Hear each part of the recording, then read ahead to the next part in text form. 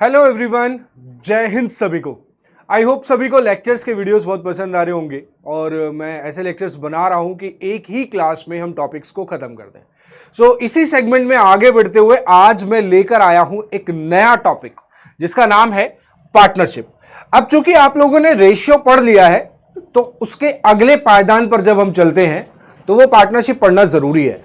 हालांकि बहुत ज्यादा वेटेज नहीं है और ना बहुत ज्यादा वेराइटीज ऑफ क्वेश्चन है, ऐसा भी नहीं कि बहुत सारे वैरायटीज ऑफ क्वेश्चन है।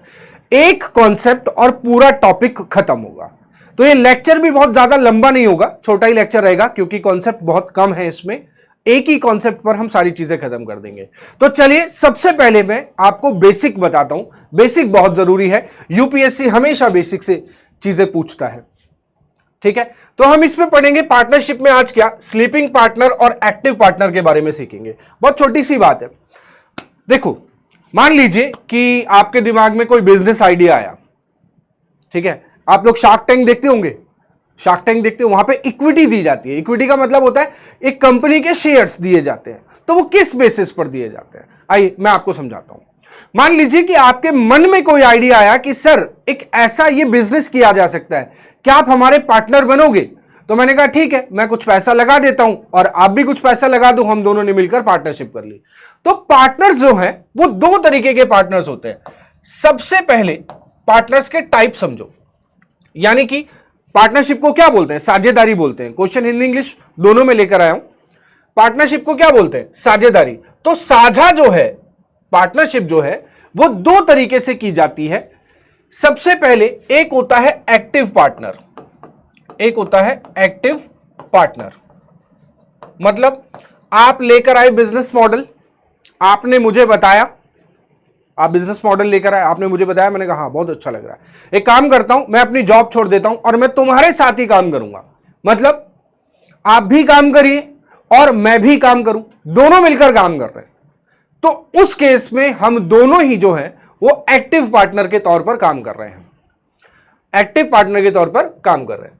अब एक दूसरा मॉडल क्या हुआ कि आप मेरे पास आए कि सर मेरे पास पैसे नहीं है but I have great idea, मेरे पास एक बहुत बढ़िया आइडिया है, हम मार्केट में बहुत सारा पैसा बना सकते हैं, क्या आप मेरे बिजनेस प्लान में इन्वेस्ट करोगे? मैंने आपका पूरा बिजनेस प्लान को सुना, देखा, तो मैंने पाया कि हाँ यार बिजनेस तो बहुत अच्छा है। तो मैंने कहा ठीक है, बट मैं आपके साथ काम नहीं कर सकता हूं, मैं आपको सिर्फ फंडिंग दे सकता हूं, मैं आपको पैसा दे देता हूं लेकिन मैं काम नहीं कर सकता, बिकॉज मैं टीचर हूं, मैं पढ़ा सकता हूं लेकिन काम नहीं कर सकता। आपका बिजनेस मॉडल बहुत अच्छा है, जहां आपको थोड़ी बहुत हेल्प की जरूरत पड़ेगी, मैं आपके सामने आ जाऊंगा और आपकी हेल्प करूंगा।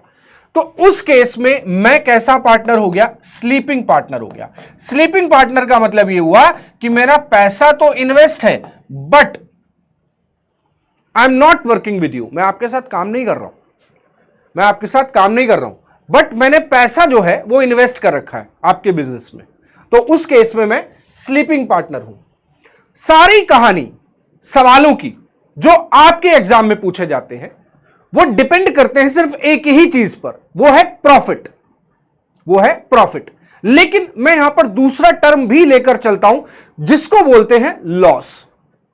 चूंकि आप बिजनेस डालें, जरूरी नहीं है कि वो हमेशा ही प्रॉफिटेबल हो, हमेशा प्रॉफिटेबल हो, लॉस भी तो होगा। अब मैं ऐसा पार्टनर तो नहीं बनना चाहूंगा कि प्रॉफिट हुआ तो प्रॉफिट दे दो और जब लॉस होगा तो मैं तुम्हारे साथ नहीं हूं। ऐसा हो सकता है क्या? अरे भैया, साझेदारी का मतलब ही यही है कि प्रॉफिट होगा तब भी बटेगा और लॉस होगा तब भी बांटा जाएगा। ठीक है, तो चाहे आपका प्रॉफिट हो या हो लॉस, प्रॉफिट हो या हो लॉस, दोनों में से कुछ भी होता है, चाहे आपका लाभ हो या आपकी हानि, कुछ भी हो, चाहे आपको फायदा हो या आपको घाटा, ये दो चीजों पर डिपेंड करता है हमेशा। Always depend on the two terms. पहला कि आपने कितना पैसा लगाया है, मनी इन्वेस्टेड, आपने कितना पैसा लगाया है, सबसे पहली चीज। दूसरी चीज कितने समय के लिए लगाया है, यानी कि टाइम। पहली चीज कि आपने कितना पैसा लगाया है और दूसरी चीज कितने समय के लिए लगाया है। ये दो चीजें बताती हैं कि आपको फायदा मिलेगा या घाटा, इन दो चीजों पर डिपेंड करेगा। यानी कि आपने जो मुद्रा लगाई है, और कितने समय के लिए लगाई है, ये दो चीजें बताएंगे। सवाल शुरू करता हूं तब आपको पिक्चर क्लियर होगी सही तरीके से। आपको सिर्फ एक फैक्टर, एक चीज समझनी है कि फायदा होगा या घाटा होगा, वो किस चीज पर डिपेंड करेगा। वो सिर्फ पैसे पर डिपेंड नहीं करेगा, वो साथ में समय पर भी डिपेंड करेगा। मान लो आज 10 लाख रुपए दे दूं और कह दूं तुमसे 6 महीने बाद लौटा दो, तो मुझे फायदा जो है कब तक मिलेगा? 10 लाख रुपए का सिर्फ 6 महीने तक ही मिलेगा। मैं ये सोचूं कि मुझे 10 साल तक प्रॉफिट देना, तो आप नहीं दोगे। क्यों भैया? जितने समय तक आपने पैसा लगाया, अगर उस समय तक आपको फायदा मिल रहा था तो मैं आपको फायदा दे रहा था। अब घाटा हो रहा है तो मैं आपको घाटा दे रहा हूं। अब मैं आपको क्यों दूंगा कुछ भी? क्योंकि आपने पैसा तो ले लिया। जब आपने पैसा सारा ले ही लिया है तो आपका कुछ बनता भी नहीं है, कायदे की बात है ना। चलिए, पहले सवाल पर लाने से पहले मैं आप लोगों को बताना चाहूंगा, विश्वास दिवस का स्पेशल ऑफर चल रहा है। और यह ऑफर जो है बहुत ही स्पेशल बैचेस पर है, जिसमें सबसे पहला हमारा संकल्प बैच 4.0, जिसका कॉस्ट पहले 22,000 रुपए था, बट 9,999 रुपए हो गया। यार मेरा भी, जैसे मैं देखता हूं कि बहुत सारे बच्चों का सपना होता है। ऐसे मेरा एक भाई है, छोटा भाई है, वो भी यूपीएससी की प्रिपरेशन करने निकला, तो उसने फीस वगैरह पता की, बड़ा परेशान था। मैं फिजिक्स वाले से पहले की बात कर रहा हूँ, जब मैं यहाँ पर नहीं था, मैं किसी और कंपनी में काम करता था। तो जब वो निकला तो उसने फीस वगैरह पता की। अच्छा, मैं भी उसके साथ निकला भ्रमण पे कि भैया देखा जाए मार्केट में क्या चल रहा है। तो मैंने देखा फीस 1 लाख, 1.5 लाख, 2 लाख, मतलब आप सोच रहे हो कि तैयारी यूपीएससी की करना। ये सुन के मेरे चाचा जी ने मना कर दिया कि नहीं हो पाएगी तैयारी, क्योंकि 1.5-2 लाख रुपए देकर वो तैयारी कराना, ये तो फीस है, उसके बाद भी उसका हर महीने का 8-10 हजार रुपए का खर्चा है। क्यों? जहां रहेगा, खाएगा, पढ़ेगा, किताबें, कॉपी, बहुत सारी चीजें। तो उनके बजट से आउट थी और मैं भी नहीं अफोर्ड कर सकता था। तो मैंने उसको बोला कि वेट करो, कुछ अच्छा होगा। तो विश्वास दिवस जो है वो यही दिखा रहा है। मैं देख रहा था, आज मैं बड़ा खुश हुआ ये चीज देख के कि यार अगर ये हमारे टाइम में इतना कम प्राइस हमें मिला होता तो आज हम भी बहुत अच्छी तैयारी करके बैठे होते। तैयारी हमने भी की और बहुत अच्छी तैयारी की, तभी आप लोगों को पढ़ा रहे हैं। तो संकल्प 4.0 बैच है वो सिर्फ 9,999 का है। प्रारंभ 2.0 बैच जो कि सिर्फ 7,000 रुपए का है। और एक हमारा प्रारंभ 2026 बैच 3 साल का कोर्स होता है। ये एक्चुअली ये हम उन लोगों को देते हैं जो ग्रेजुएशन स्टार्ट कर रहे हैं, जिनका सपना है यूपीएससी। तो उन लोगों के लिए ये बैच हम लेकर आते हैं, जिसमें 3 साल आपको प्रिपरेशन कराई जाती है। और प्राइस देखो कितना है, सिर्फ 30,000 रुपीज। और ये विश्वास दिवस के जो हमारा दिवस होता है 28 फरवरी को, हर साल हम लोग सेलिब्रेट करते हैं। और इस सेलिब्रेशन पता है क्या, कि हमने क्या अचीवमेंट किए, हमारे स्टूडेंट्स ने क्या अचीव किया, हम उसको सेलिब्रेट करते हैं और प्रेरित करते हैं उन लोगों को जो आगे और तैयारी करने के लिए बढ़ रहे हैं। लेकिन कहीं ना कहीं पैसा उनके सामने आता है, तो बहुत ही नॉमिनल कॉस्ट पे 3 साल यूपीएससी की प्रिपरेशन मेरे हिसाब से पीडब्ल्यू के अलावा कोई और नहीं करा सकता। ठीक है, तो आप लोग देख सकते हैं, बैचेस को एक्सप्लोर कर सकते हैं पीडब्ल्यू के एप्लीकेशन पर जाकर। चलिए आगे बढ़ते हैं। अब आते हैं हमारे पहले सवाल पर। यह है हमारा पहला सवाल। कहता है रवि यादव और भुवनेश ने 36,000 रुपए और 63,000 रुपए का निवेश करके एक व्यवसाय शुरू किया। ठीक है, कौन कौन है? रवि यादव है और भुवनेश। रवि यादव ने 36,000 रुपए लगाए और इसने 63,000 रुपए लगाए, निवेश करके एक व्यवसाय शुरू किया, एक बिजनेस शुरू किया। कहता है 5500 रुपए के वार्षिक लाभ, यानी कि 1 साल में इन लोगों ने प्रॉफिट कमाया है 5500 रुपए। 5500 रुपए के वार्षिक लाभ में से प्रत्येक का हिस्सा ज्ञात कीजिए कि प्रत्येक को कितना पैसा मिलना चाहिए। किसमें से बेटा? किसमें से? प्रॉफिट में से। तो ठीक है, मैं रवि की बात कर लेता हूं और साथ में बात करता हूं भुवनेश की। ठीक है, ये 2 लोग हैं जिन्होंने बिजनेस स्टार्ट किया है। रवि यादव अपने घर से 36,000 रुपए लेकर आया था और भुवनेश जो है वो 63,000 रुपए लेकर आया। तो प्रॉफिट किस रेशियो में बांटा जाएगा, किस अनुपात में ये लाभ को बांटेंगे, हमें यही तो पता करना है। भैया 5500 का किस प्रकार हिस्सा किया जाए, यही तो पूछ रहा है कि 5500 का किस प्रकार हिस्सा किया जाए वो बता दीजिए। ठीक है, अब मेरी बात को सुनिएगा। इसने इतना पैसा लगाया और 1 साल के लिए लगाया, तो ये इसकी मुद्रा है और ये इसका समय है, तो इसका प्रॉफिट इतना। इसने भी इतना पैसा लगाया और इसने भी 1 साल के लिए लगाया, तो इसका प्रॉफिट इतना। अब चूंकि हम कट कर सकते हैं, 3-0 3-0 रेशियो बना रहे हैं प्रॉफिट का, अनुपात, और 4 से हम इसको 9 से इसे हम 4 बार कट कर सकते हैं और 9 से इसको 7 बार। तो इनका जो प्रॉफिट है, जो इनका लाभ है, वो बटेगा 4:7 में। किस में बटेगा? 4:7 में बटेगा। अच्छा, कुल मिलाकर कितना हो गया? 11। कुल मिलाकर कितना हो गया? 11 यूनिट। ठीक है, कितना हो गया? 11 यूनिट। कुल मिलाकर लाभ इसको 4 यूनिट का हुआ, इसको 7 यूनिट का, कुल मिलाकर लाभ हो गया 11 यूनिट का। और वास्तव में कितने रुपए का लाभ है? 5500। तो 11 की वैल्यू बेटा 5500 आ गई। 1 यूनिट का मान अगर मैं निकालूं तो 11 पंजे 55, यानी कि 1 यूनिट प्रॉफिट 500 रुपए के बराबर है। तो इसका तो 4 यूनिट था, तो मल्टीप्लाई बाई 500 कितना आ जाएगा? 2000। कितना आ जाएगा? 2000। और 7 का 5 में गुणा करूं तो कितना आ जाएगा? 3500। कितना आ जाएगा? 3500। यानी कि इसको 2000 रुपए का लाभ होगा रवि को, और इसको 3500 रुपए का लाभ होगा। हमारा आंसर 2000 और 3500, यानी कि ए ऑप्शन सही है। ए ऑप्शन हमारा आंसर सही है। आई थिंक समझ में आ गया होगा सभी को भैया। कहीं पर अगर कोई कंफ्यूजन, कोई डाउट अगर है तो प्लीज बता दीजिए, अदरवाइज कोई प्रॉब्लम नहीं है, कोई दिक्कत नहीं, कोई समस्या नहीं है। ठीक है, चलिए आगे बढ़ते हैं। अगला सवाल सिंपल सा सवाल है, ध्यान से पढ़ना।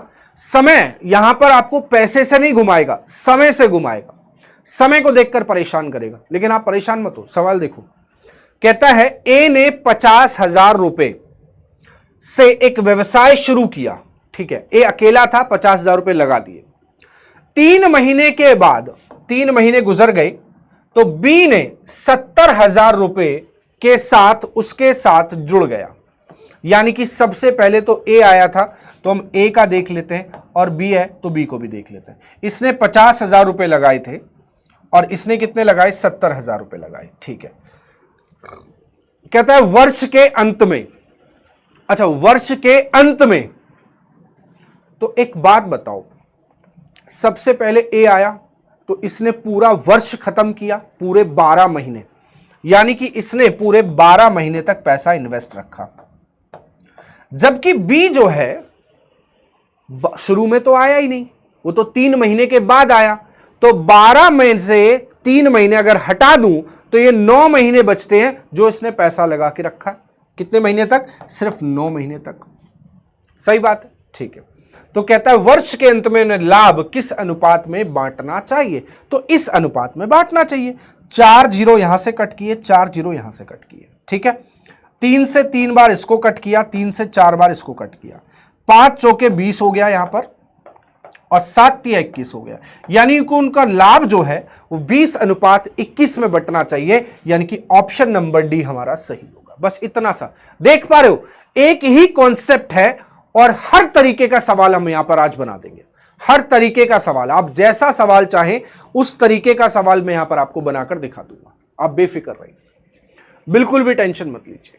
ठीक है, आई होप समझ में आ गया होगा सभी को। कहीं कोई दिक्कत समस्या अगर है तो प्लीज बताइए, अदरवाइज हम आगे बढ़ते हैं। ठीक है, कमेंट जरूर किया करो भैया। मैं देखता हूं होमवर्क में कोई क्वेश्चन देता हूं तो बच्चे करते ही नहीं है उसको, बस जय हिंद लिख देंगे। सर आपने जय हिंद बोला तो हमने जय हिंद कर दिया। अरे भैया ऐसे मत करो यार, मैंने जय हिंद बोला, अच्छी बात है, आपने बोला अच्छी बात है, बट आप ये सोचो ना कि आप अगर आगे नहीं बोलोगे, आगे आंसर्स नहीं करोगे, जय हिंद बोलने से सिलेक्शन नहीं है। समझ आया? चलिए अगला सवाल ये रहा, करिए फटाफट, आपको दिया मैंने टाइम, फटाफट आप लोग करके दिखाइए, जल्दी बताइए आंसर क्या होगा, फटाफट बताओ आंसर क्या होगा।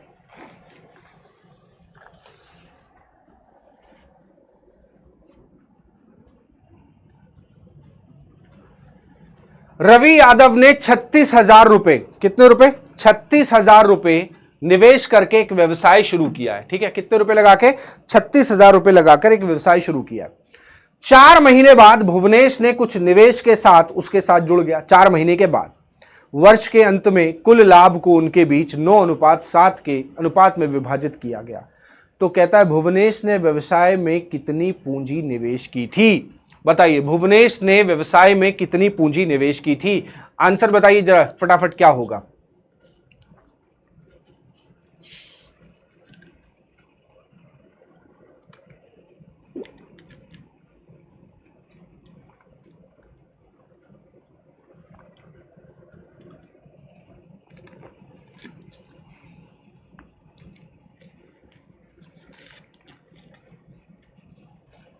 बताइए फटाफट, आंसर क्या होगा? देखिए, रवि यादव ने 36,000 रुपए लगाए।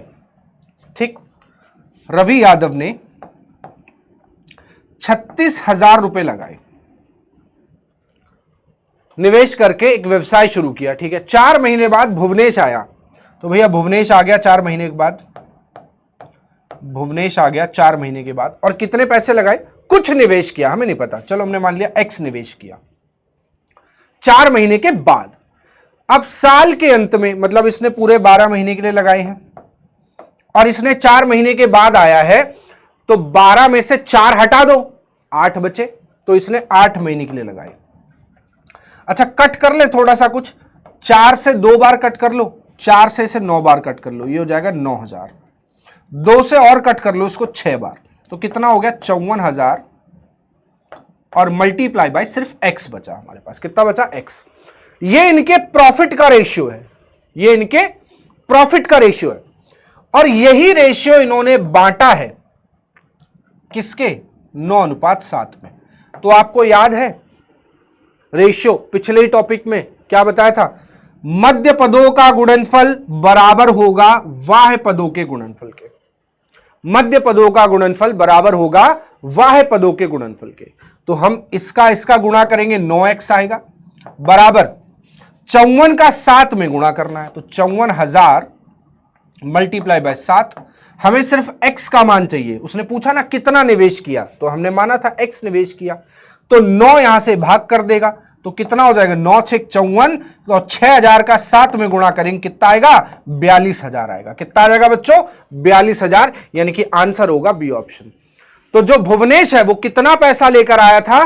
42,000 रुपए लेकर आया था, और ये रहा हमारा उत्तर। आई होप सभी का आंसर यही आया होगा, बोलो सभी का आंसर यही आया कि नहीं? चलिए नेक्स्ट, अगला सवाल, फिर दोबारा समय दिया आपको, फटाफट करके दिखाइए। देखो तरीका वही है, घबराने की जरूरत नहीं है, तरीका वही है, मेथड वही रहेगा सेम हमेशा। तो करो और निकालो आंसर क्या होगा।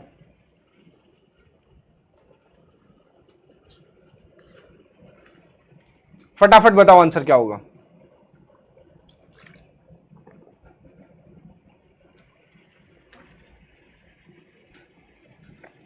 ए ने 45,000 रुपए के साथ एक व्यवसाय शुरू किया है, बाद में 30,000 के साथ इसमें शामिल हो गया। कौन? बी। सेम उसी तरीके का सवाल है, इस बार समय पूछा गया है।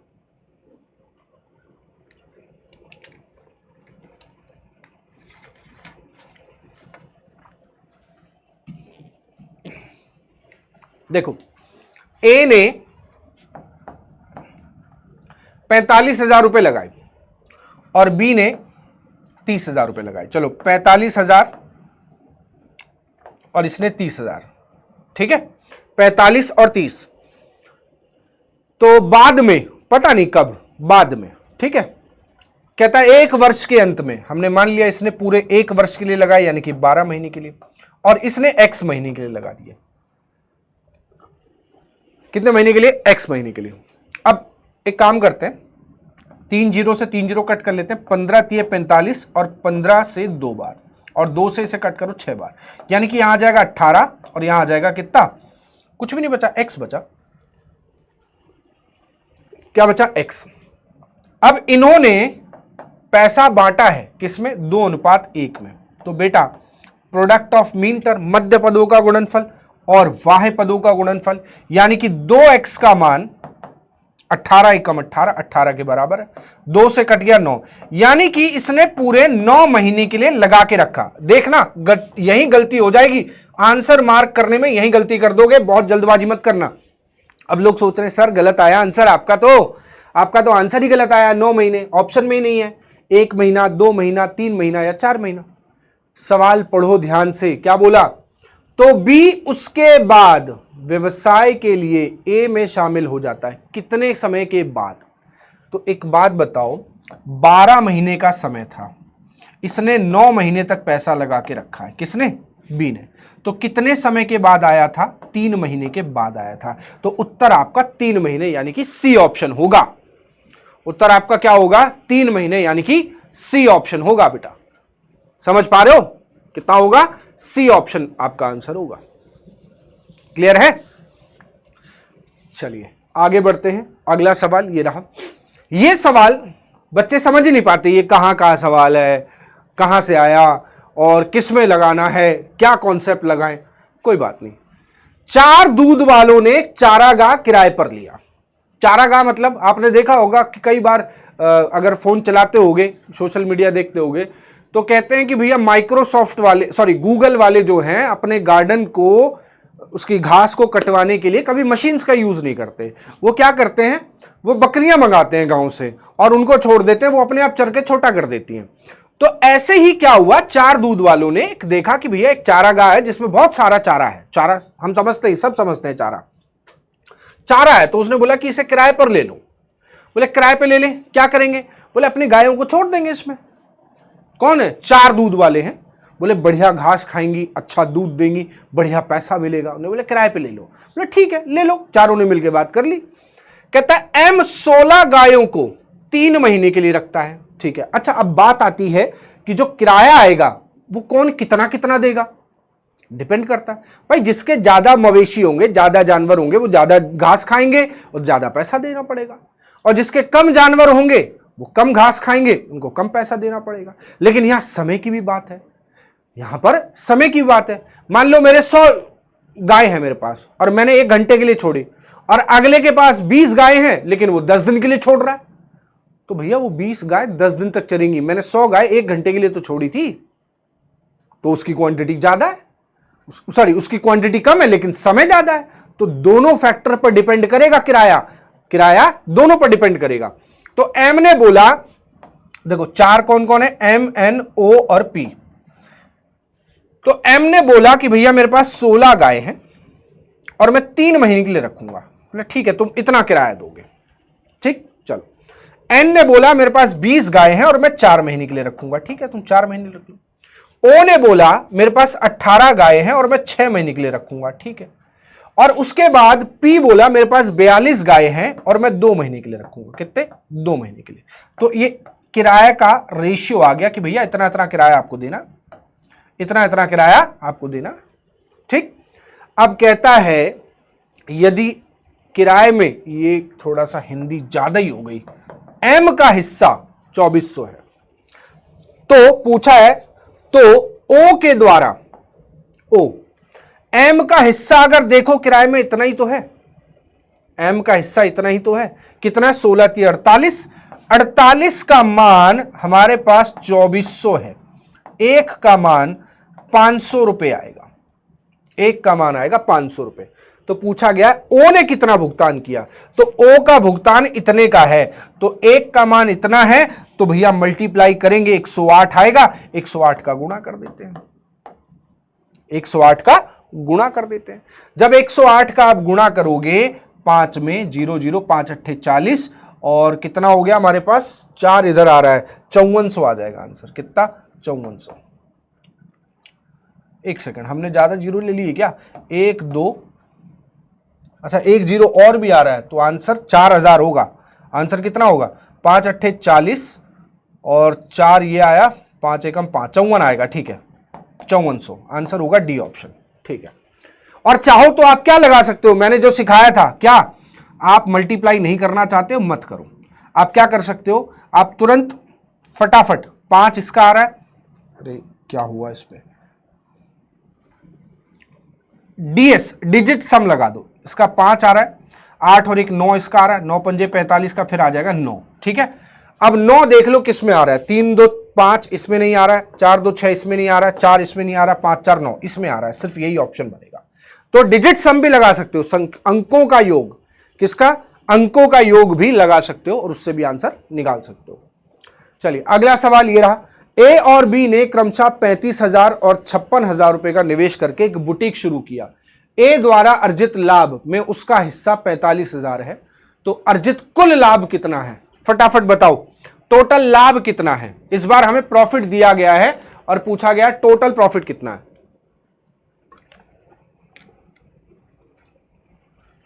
फटाफट बताइए।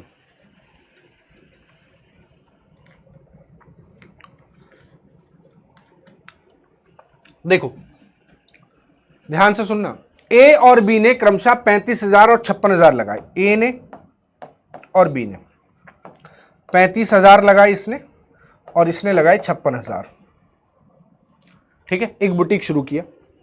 अब कहता है भैया लगाए इतने इतने पैसे, तो ठीक है, 3 जीरो यहां से हटाओ, 3 जीरो यहां से, 7 पंजे 35, 7 अट्ठे 56, 5 और 8 अनुपात बन गया 5:8। ठीक, अब कहता है कि ए द्वारा अर्जित लाभ उसका हिस्सा 45,000 है, तो 5 का मान अगर 45,000 है, यही तो है, 5 का मान कितना है? 45,000 है। 1 का मान कितना होगा? 9,000। 1 का मान कितना होगा? 9,000। तो अर्जित कुल लाभ, तो 8 और 5, 8 और 5 कितना हो जाएगा? 13। 13 का मल्टीप्लाई कर दो, क्योंकि टोटल पूछा ना, कहता कुल अर्जित लाभ, तो इसको 5 मिला, इसको 8 मिला, इसको 5 मिला, इसको 8 मिला, और 13 निम्न कितना होता है? 117, और 3 जीरो और हो गए, यानी कि 1,17,000 रुपए का प्रॉफिट उन्होंने कुल अर्जित किया है उस वर्ष में, जिसमें से इसको 45,000 मिले। और पूछ लेता बी को कितने मिले, तो 5 का मान 45, 1 का मान 9, 8 का 8 ने 72, तो सिर्फ बी का निकल के आ जाता 72। तो ऑप्शन नंबर क्या हो जाता बच्चों? सी हो जाता। सही बात है, क्या हो जाता? Option number C. लीजिए, हो गया, क्लियर, सही है। चलिए आगे बढ़ते हैं। अगला सवाल एक और बहुत बढ़िया, बहुत ही प्यारा, बहुत ही सिंपल सवाल है, यकीन मानिए, आराम से करिए, जल्दबाजी मत करिए। सवाल को पढ़ें, पहले सवाल को सबसे पहले पढ़ें। एक्स और जेड 2:1 के अनुपात में पूंजी निवेश करते हैं, जबकि एक्स और वाई 3:2 के अनुपात में पूंजी निवेश करते हैं। यदि उनका वार्षिक लाभ 1,57,300 है, तो वाई का हिस्सा क्या है? उस लाभ में हिस्सा ढूंढना है। बताइए लाभ में कितना हिस्सा होगा वाई का? वाई का हिस्सा कितना होगा?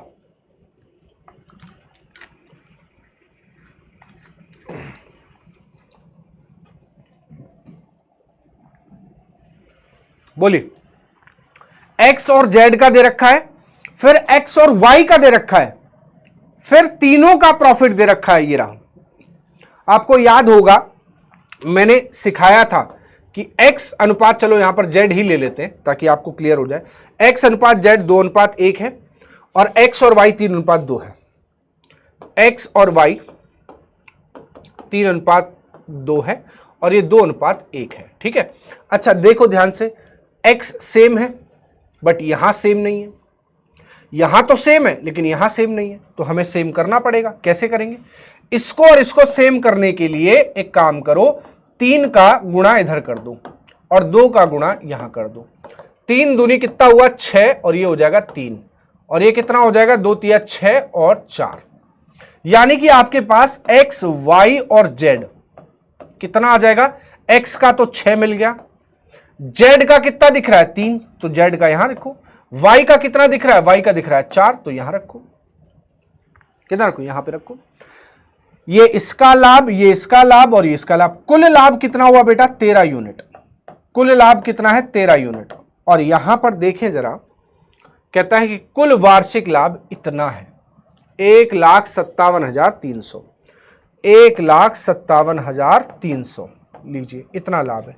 1 यूनिट का मान कितना हो जाएगा? यहां से 13 से एक बार बचेगा कितना? 2, 13 दूनी 26, 13 एकम 13, 101 सॉरी कितना? 12,100। 1 यूनिट का मान आ गया 12,100। पूछा किसका गया है, तो y का हिस्सा क्या होगा? y का हिस्सा कितना है? 4, तो 4 का गुणा कर दो, तो 4 8 4 0, 48,400, यानी कि उत्तर कितना हुआ? 48,400 है। जी हाँ, पहला ऑप्शन है, देखो ध्यान से, 48,400, ये रहा हमारा आंसर, ये रहा हमारा करेक्ट आंसर। समझ पा रहे हो? एक ही तरीका है, पार्टनरशिप का सवाल अगर आ जाए छोड़ना नहीं है। हां, मैं मानता हूं कि क्वालिफाइंग पेपर होता है, लेकिन जिस तरीके का पेपर यूपीएससी ने बनाकर दिया 2023 में, उस हिसाब से कभी भी मैथ्स को इग्नोर मत करो। क्योंकि कारण बताता हूं, आप कुछ और मत पढ़ो, आप क्या नाम है, इंग्लिश मत पढ़ो, कोई चलेगा। मैथ और रीजनिंग, ये दो सब्जेक्ट बहुत जरूरी हैं। क्यों है जरूरी? कारण बताता हूं। कारण ये है क्योंकि ये दो सब्जेक्ट ऐसे हैं जिनको आंसर निकालने के बाद आप दिल पर हाथ रख के कह सकते हो कि हां मेरा सही है। इंग्लिश में नहीं कह सकते हो, कंफ्यूजन में रहोगे, क्योंकि विद द हाई एक्यूरेसी आप मैथ्स को सॉल्व कर सकते हो, अंग्रेजी को नहीं कर सकते हो। मैं अंग्रेजी की बुराई नहीं कर रहा हूं, मैं सिर्फ इसलिए कह रहा हूं कि आपको क्वालिफाई करना है ना। देखो, यूपीएससी का एक बहुत बड़ा फंडा बताऊं मैं, यूपीएससी में अगर यह सोचो कि बहुत सारा ज्ञान लेके मैं आईएएस बनूंगा, आईपीएस बनूंगा, तो मैं सच बता रहा हूं, मुखर्जी नगर में आज भी जाओ आप घूमने, बहुत सारे स्टूडेंट आपको ऐसे टहलते नजर आएंगे और पूछोगे इतने साल से प्रिपरेशन कर रहे हैं, क्या किया? कह रहे बहुत सारा ज्ञान अर्जित किया, लेकिन सही डायरेक्शन में नहीं किया, सही स्ट्रैटेजी में नहीं किया। यूपीएससी का कोई भी एग्जाम हो, चाहे वो एनडीए हो, चाहे वो सीडीएस हो, चाहे वो आईएएस का हो, चाहे वो आईपीएस का हो, किसी का भी एग्जाम हो, कोई सा भी एग्जाम यूपीएससी अगर लेता हो, वो कभी भी आपकी नॉलेज को उस लेवल पे नहीं चेक करता यार कि तुम एकदम महारत हासिल करके बैठे हो कि भैया मैं सब कुछ पढ़ लिया, आ जाओ पूछ लो मुझसे जो पूछोगे। अरे नहीं, वो तुमसे सही स्ट्रैटेजी और राइट डिसीजन चाहता है कि तुम किस समय पर सही डिसीजन ले रहे हो। उस डिसीजन को लेना सीखो, और जितनी जल्दी सीख लोगे उतना ही समय कम हो जाएगा तुम्हारे सफलता की ओर, और जितना देर में लोगे उतनी ही सफलता तुमसे दूर होती चली जाएगी। ये सोचो कि ये किताब पढ़ लूं, ये लाइब्रेरी बना दूं, ये बना दूं, वो कर दूं, तुम गलत कर रहे हो यार। तो तुम सही ट्रैक पे नहीं हो, तुम गलत ट्रैक पे हो। अगर तुम्हें क्रैक करना है, तुम ये सोचो क्या पकड़ना है और क्या छोड़ना है, यही नहीं पता तुम्हें, यही नहीं पता। और जब यही नहीं पता होगा तो तुम सोचोगे सब करूंगा तभी सिलेक्शन होगा। ये गलत सोच रहे हो यार तुम। अगर ये सोच रहे हो कि सब कुछ पढ़ूंगा तभी सिलेक्शन होगा तो बेवकूफ हो तुम, गलत डायरेक्शन में हो। लौट आओ, वापस आ जाओ, मत समय खराब करो। सही स्ट्रैटेजी, और स्ट्रैटेजी का मतलब होता है कौन सा क्वेश्चन करना है, कौन सा नहीं करना है, किस पर दिमाग देना है, कौन सा नहीं देना है, किस सेक्शन पर ध्यान देना है, किस पर नहीं देना है, किस पर कम देना है और किस पर ज्यादा देना है। यह होती है सही स्ट्रैटेजी। लेकिन बच्चे ध्यान नहीं देते। बच्चे सोचते हैं कि यूपीएससी का मतलब बहुत टफ है। टफ नहीं है। तुम एक दिन बैठो, अपने साथ बैठो, अपने साथ बैठो एक दिन और देखो जरा तुम गलती कहां कर रहे हो। पेपर अगर एक दो बार भी दे लिया है तो बैठ के एक बार सोच लो। तुम खुद को बिजी कर रहे हो, तुम खुद को खुद टाइम ही नहीं दे रहे हो, खुद को समय तो दो, खुद के साथ बैठो, तो एक बार खुद से पूछो तो कि तुम सही क्या कर रहे हो, गलत क्या कर रहे हो। लेकिन नहीं, किताबों में ही ज्ञान है, किताबों में ज्ञान नहीं, आत्मज्ञान बहुत बड़ी चीज है। एक बार बैठ के खुद से पूछो कि क्या गलती हो रही है, जरा देखो जरा। और सबसे बड़ी चीज गलती पकड़ने का तरीका सेल्फ एनालिसिस। अगर सेल्फ एनालिसिस नहीं है, पेपर कर रहे हैं लेकिन एनालिसिस नहीं, खुद को एवेल्यूएट नहीं कर पा रहे हैं, खुद को मूल्यांकन नहीं कर पा रहे हैं। अगर खुद का मूल्यांकन नहीं कर पाओगे तो तुम क्या डीएम और एसडीएम बनोगे यार। खुद का मूल्यांकन करना बहुत जरूरी है। बैठो और मूल्यांकन करो, समय दो, हमेशा किताबों में मत घुसो। एक होता है कि भैया कितने घंटे पढ़े, गुरुजी 16 घंटे पढ़े, 18 घंटे पढ़े। अरे घंटे पढ़े हो तुम, लेकिन घंटे में कितना पढ़ा ये नहीं ध्यान दिया यार तुमने। घंटे में क्या तुमने अचीव किया है और वो पेपर से कितना लिंक है, ये इंपॉर्टेंट है। हाँ, पढ़ने तो बैठे थे आज मॉडर्न हिस्ट्री और पूरी मॉडर्न हिस्ट्री निपटा दी, लेकिन यही नहीं ध्यान दिया कि मॉडर्न हिस्ट्री से क्वेश्चन कितने हैं। डायरेक्शन ही भटक गए, पढ़े जा रहे हैं एकदम बुरी तरीके से मॉडर्न हिस्ट्री। और गांधी जी ने ये सत्याग्रह और वो सत्याग्रह। मेरा जीएस बहुत ज्यादा वीक है, इसीलिए मैथ का टीचर हूं। ये सत्याग्रह वो, अरे पहले ये देखो कि पेपर का पैटर्न क्या है। क्या सत्याग्रह उन सब चीजों से सवाल बन रहे हैं? क्या मैथ्स अगर मैं पढ़ रहा हूं क्या इनसे सवाल बन रहे हैं? आपको हर टॉपिक पढ़ना पड़ेगा। 2023 में क्यों लोग परेशान हुए, क्यों परेशान हुए? कारण ही यही था क्योंकि उन्होंने इग्नोर किया। वो देखते रहे, अच्छा ये नहीं पूछ रहा, ये अभी नहीं पूछा, अभी नहीं पूछा, अभी नहीं पूछा, अभी नहीं पूछा। जो सीधा मैथ का मैं तुम्हें एक रूल बता दूं, अगर तुम्हें गणित सीखनी है, सच्चाई में सीखनी है, मैं कभी दिमाग में गणित लेके चलता ही नहीं हूं, मैं तो सवाल देखता हूं, इसका कॉन्सेप्ट जानता हूं, कर देता हूं। गणित को दिमाग में नहीं रखना है। गणित में हमेशा इतने सवाल हैं, इतने, खत्म ही नहीं होंगे इस दुनिया में सवाल, इतने सवाल हैं। उन सवालों को करने के जो कॉन्सेप्ट हैं, इतने, यकीन मानो इतने हैं। और इतने कॉन्सेप्ट नहीं पढ़ते हो तुम, इतने सवालों के पीछे भाग रहे हो। क्यों? इतने कॉन्सेप्ट को पढ़ लो यार, बैठो। जैसे पार्टनरशिप का कॉन्सेप्ट क्या है कि प्रॉफिट होता है। कैसे होता है? पैसा जितना लगाया, जितने समय के लिए लगाया, इस पर डिपेंड करता है। ये मुझे पता चल जाएगा, मैं निकाल दूंगा आंसर, है ना। कॉन्सेप्ट कितना? इतना। सवाल लाओ तुम 1 लाख, 2 लाख, 10 लाख, 20 लाख सवाल लाओ, कॉन्सेप्ट से बाहर ही नहीं है। पूछेगा ही क्या? लाभ पूछेगा, पैसा कितना लगाया ये पूछेगा, कितने समय के लगाया ये पूछेगा। इसके अलावा तीसरा कोई सवाल, चौथा कोई सवाल बन रहा है? पैसा कितना लगाया, कितने समय के लगाया, लाभ कितना हुआ। तीसरे के अलावा चौथा सवाल ही नहीं बन रहा। तो इन 3 चीजों को पकड़ो ना। 10 लाख सवालों के पीछे क्यों भाग रहे हो? ऐसे ही सही स्ट्रैटेजी लोगे, सही तरीके से पढ़ोगे। अब बैठ के उस सब्जेक्ट के कॉन्सेप्ट को समझ लो कि उस सब्जेक्ट का कॉन्सेप्ट क्या है, उसको समझ लो। सवाल लगाते रहो, दिमाग की एक्सरसाइज है, घुमाते रहो, चलने दो। क्या ही फर्क पड़ रहा है? कोई फर्क पड़ रहा है? ठीक है। मेरा देखो, आप सभी लोग मैच्योर हो। मेरा उद्देश्य कभी भी ज्ञान देना नहीं है। मेरा उद्देश्य हमेशा ये रहता है कि बच्चे को एक सही चीज बता दी जाए कि देखो ऐसे पढ़ा जाता। अभी हम पढ़ते तो हैं, हमारे दिमाग में फिर ये चीजें चलती हैं, ये सीख तो लिया, पता नहीं ये दिमाग में रहेगा कि नहीं रहेगा। और गणित एक ऐसा विषय है जो सवाल देख के खुद बता देता है, अच्छा वो वाला है, उस तरीके वाला, वो वाला, वो जो गुरुजी ने बताया था क्लास में, वही करना। और क्या करना है? कुछ नहीं। आप सवाल के कॉन्सेप्ट को समझें, सवाल को ना समझें, कॉन्सेप्ट को समझें। कॉन्सेप्ट क्या है? कॉन्सेप्ट इतने ही हैं, सवाल इतने हैं। अब आपके ऊपर डिपेंड करता है कि आप क्या करते हैं, इतने पे घूमते हैं या इतने पे पकड़ लेते हैं। और हकीकत बोल रहा हूं, जीवन में जब भी गणित पढ़ोगे इतना ही है, ज्ञान इतना ही है गणित का, इतना लेके घूमते रहो, कोई फर्क नहीं पड़ता। चलिए आगे बढ़ते हैं। समय व्यर्थ नहीं करूंगा क्योंकि आपका समय बहुत कीमती है, आपके लिए नहीं, मेरे लिए भी और इस देश के लिए भी बहुत कीमती है। तो मैं समय नहीं व्यर्थ करूंगा, इतना ज्ञान बहुत जरूरी था तो इसलिए मैंने दिया। चलिए इस सवाल पर आते हैं और इस सवाल को ट्राई कीजिए, आंसर क्या होगा फटाफट बताइए। भुवनेश, राकेश और पवन ने 47,000 के साथ एक व्यवसाय शुरू किया। ठीक है, भुवनेश ने राकेश से 5,000 रुपए अधिक लगाए, राकेश ने पवन से 3,000 रुपए अधिक लगाए और 14,100 रुपए के लाभ में भुवनेश का हिस्सा बताइए क्या होगा।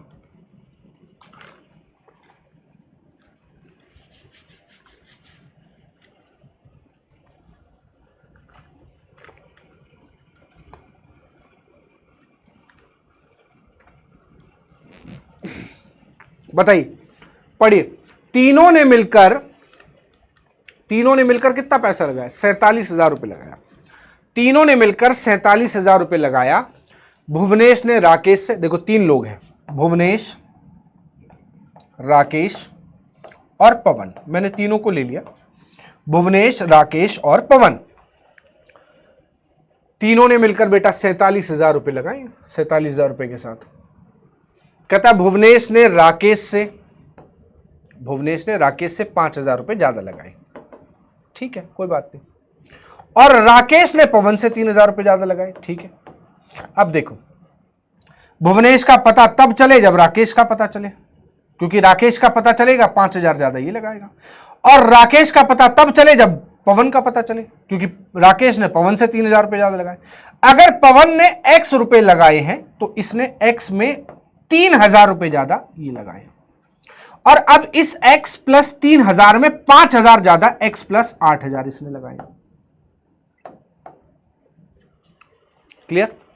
भाई देखो, इसने कितने लगाए? x प्लस 3,000 और इसने कितने लगाए? x रुपए। अच्छा, तीनों ने मिलकर कितने लगाए? तीनों को मिला दो, x x x 3x। ठीक है, प्लस 8 और 3 11, कितने? 11,000। 8 और 3 11, सबको जोड़ दिया और कुल पैसा लगा है 47,000। इसको उधर भेज दो। 3x का मान 36,000, 3 से कट गया, x का मान 12,000, x का मान 12 आ गया, 12 और 8 20, अब 12 और 3 15,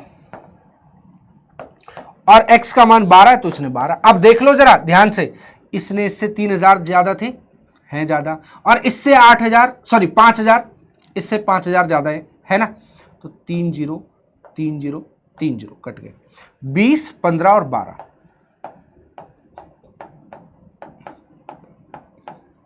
इनके इन्वेस्टमेंट का रेशियो आ गया, इनके कैपिटल का रेशियो आ गया। कहता है 14,100 रुपए के लाभ में से भुवनेश का हिस्सा क्या होगा। 14,100 रुपए के लाभ में टोटल 14,100 रुपए, इधर जरा जोड़ना, 20 15 35 और 12 47 यूनिट का मान 1,41,000, सॉरी 14,100, 1,41,000 नहीं, 14, तो ये कटा 3 बार 300 रुपए, 1 यूनिट का मान 300 रुपए। पूछता क्या है, भुवनेश का हिस्सा। भुवनेश ये रहे, भुवनेश का हिस्सा 20 यूनिट है, तो 20 का मान गुणा कर दो 20 से, और 2 तिया 6, और उसके आगे 3 0, 6,000 रुपए भुवनेश को मिलेंगे। कितने मिलेंगे? 6,000 रुपए भुवनेश को मिलेंगे। किसके तौर पर? लाभ के तौर पर। किसके तौर पर बेटा? लाभ के तौर पर।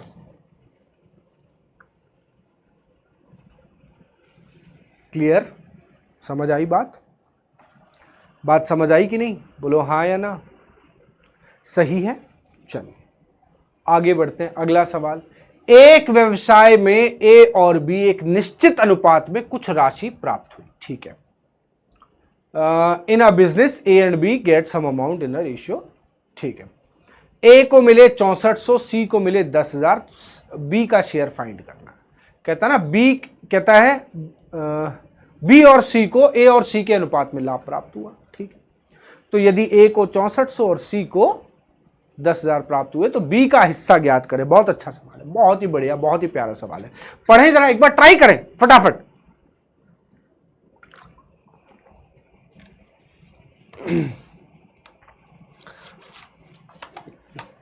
आपको एक बार वीडियो देखनी है और नोट्स ध्यान देने हैं।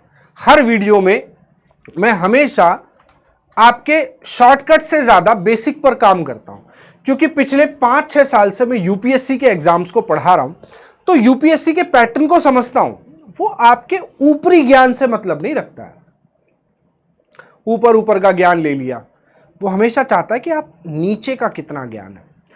और इस बात का सबसे बड़ा एग्जाम्पल, मैथ से नहीं समझोगे तुम, जीएस में मुझे एक बात बता दो, क्या आप लोग एनसीईआरटी क्यों पढ़ते हो?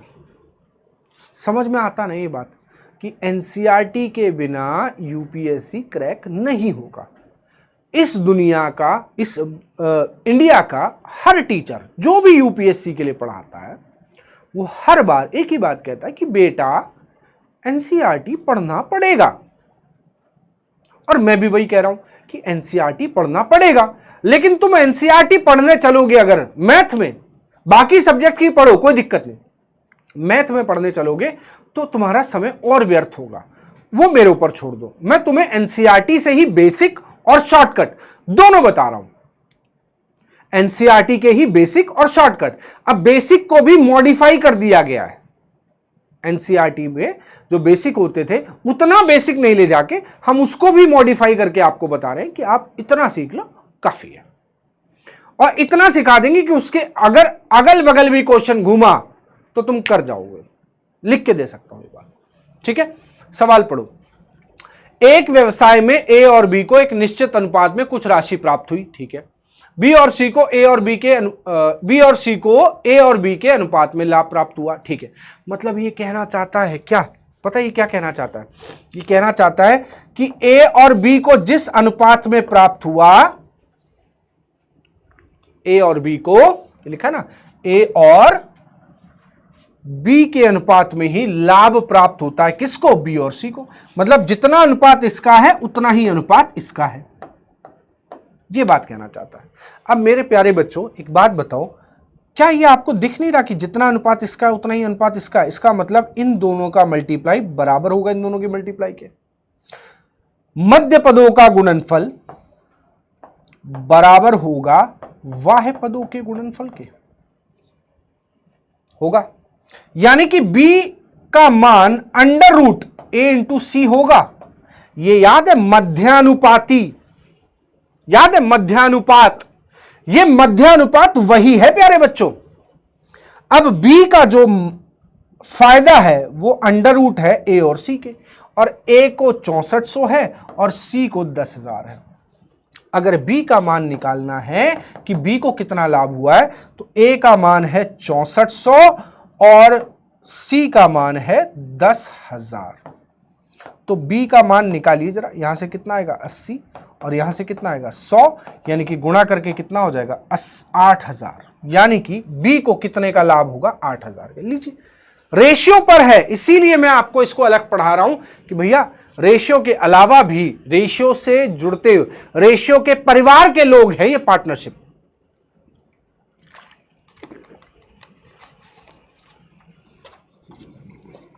रेशियो यानी कि अनुपात के ही परिवार के लोग हैं पार्टनरशिप।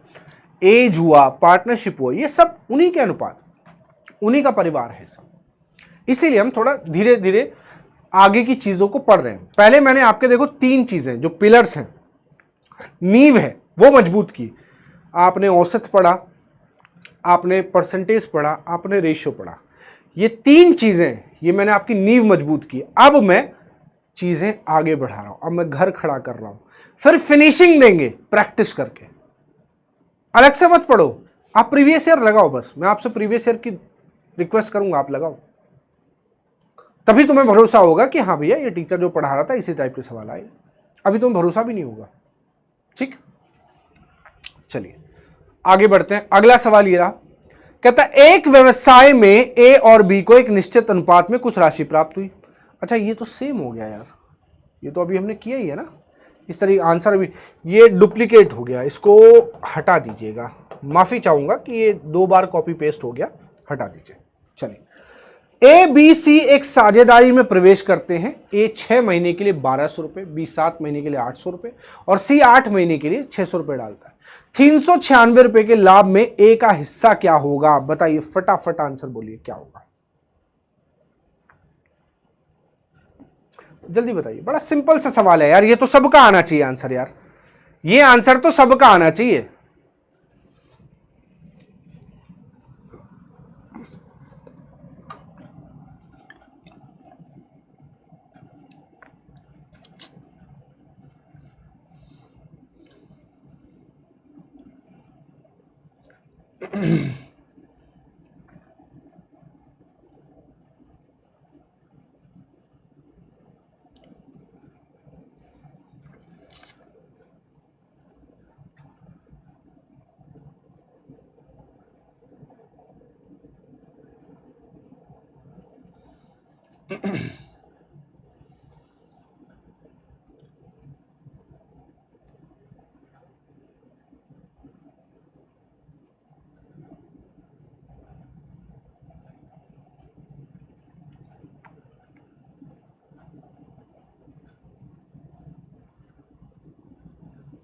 निकालिए आंसर, निकालिए फटाफट जल्दी।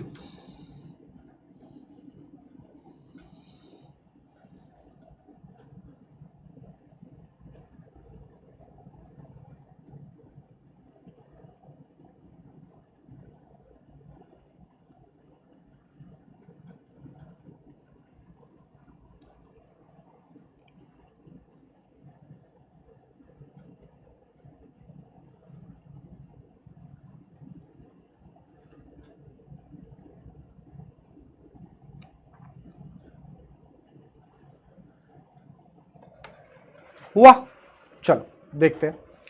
ए बी और सी एक साझेदारी में प्रवेश करते हैं। कौन कौन? ए है, बी है और सी है। ए बी सी एक साझेदारी में प्रवेश करते हैं। ए 6 महीने के लिए 1200 रुपए लगाता है, 1200 रुपए लगाए 6 महीने के लिए, और बी 7 महीने के लिए 800 रुपए लगाता है, 800 रुपए लगाए 7 महीने के लिए। और सी 8 महीने के लिए 600 रुपए डालता है। सी 8 महीने के लिए 600 रुपए डालता है, ठीक है। अच्छा 2 जीरो दिख रहे हैं मुझे सब में, 2 जीरो कट गए, 12 छिंग 72, 8 सत्ते 56 और 6 अट्ठे 48। अभी भी मुझे कुछ कटता हुआ नजर आ रहा है 4 से। 18 से कटेगा 18 चौक 72, 14 चौक 56 और 12 चौक 48। अच्छा अभी कट रहा है यार, 6 से कट रहा था, फिर मतलब 6 से 3 बार, सॉरी 6 से नहीं काटेंगे, 2 से काटो, 2 से 9 बार, 2 से 7 बार और 2 से 6 बार, यानी कि 9:7:6 के अनुपात में इनका पैसा गया। मतलब एबीसी को इस अनुपात में लाभ मिलेगा। 9:7:6 के अनुपात में है। 396 के लाभ में ए का हिस्सा। अच्छा टोटल कितना हो, 9 7 16 और 6 22, 22 यूनिट का मान 396। एक का मान निकाल लो, 396 डिवाइडेड बाई 22, 11 दूनी 22, 11 से 3 बार, 11 से 6 बार, 2 से कटेगा 18 बार। चलो एक का मान 18 आ गया। पूछा क्या गया है, ए का हिस्सा। ए का हिस्सा तो 9 से गुणा करना है, 9 से गुणा करोगे 162 आ गया, यानी कि 162 रुपए हिस्सा होगा।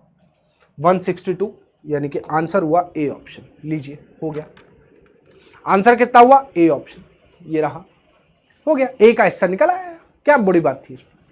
ठीक, चलिए अगला सवाल ये रहा, करिए फटाफट। 2 क्वेश्चन मैं आपको आज की क्लास में होमवर्क देकर जा रहा हूं, प्लीज कमेंट करके जरूर बताया करो। मैं लाइक करता हूं सबका कमेंट, एक ये और एक ये। आपको याद है चरागाह वाला क्वेश्चन, चारागाह, ये सेम वही चारागाह वाला क्वेश्चन है और ये वाला सेम उसी टाइप का क्वेश्चन है। ठीक है, तो आज की क्लास में यही एंड करता हूं। सिंपल सा क्वेश्चंस है, 2 होमवर्क में देकर जा रहा हूं। आप लोग सभी लोगों से उम्मीद है, और भैया बनना है अगर कुछ तो प्लीज करके आइएगा। ठीक है, तब तक के लिए मिलते हैं सभी को अगली क्लास में, तब तक के लिए सभी को जय हिंद, थैंक यू।